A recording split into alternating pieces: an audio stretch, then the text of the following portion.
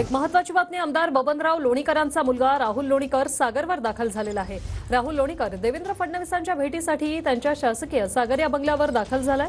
परभणीची जागा भाजपला मिळावी अशी राहुल लोणीकरांची मागणी आहे।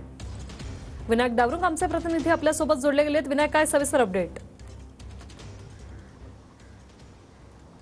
आपण जर पाहिलं तर वेगवेगळे दावे जे आहेत ते मतदारसंघावरती स्थानिक पदाधिकारी करताना आपल्याला पाहायला मिळत आहेत। युवा मोर्चाचे अध्यक्ष राहुल लोणीकर जे आहेत ते देवेंद्र फडणवीस यांच्या भेटीसाठी आलेले आहेत। गेल्या काही दिवसापासून आपण जर पाहिलं तर परभणीची जागा आपल्याला भाजपला मिळावी अशी मागणी जी आहे ते वारंवार करताना पाहायला मिळत आहेत आणि तसे कार्यकर्त्यांच्या संख्येत सुद्धा प्रत्येक आपल्याला पाहायला मिळतोय आणि त्यामुळेच ही भेट महत्त्वाची मानली जाते। कारण परभणीचे खासदार आपण जर पाहिलं तर संजय जाधव जे आहेत ते उबाटा गटाचे आहेत आणि ती जागा जी आहे ते कुठेतरी भाजपला मिळावी, परंतु शिवसेनेचा सुद्धा या जागेवरती शिंदेंच्या शिवसेनेचा दावा आहे आणि त्यामुळेच दावे प्रतिदावे जे आहे ते प्रत्येक मतदारसंघावरती होताना आपल्याला पाहायला मिळत आहेत।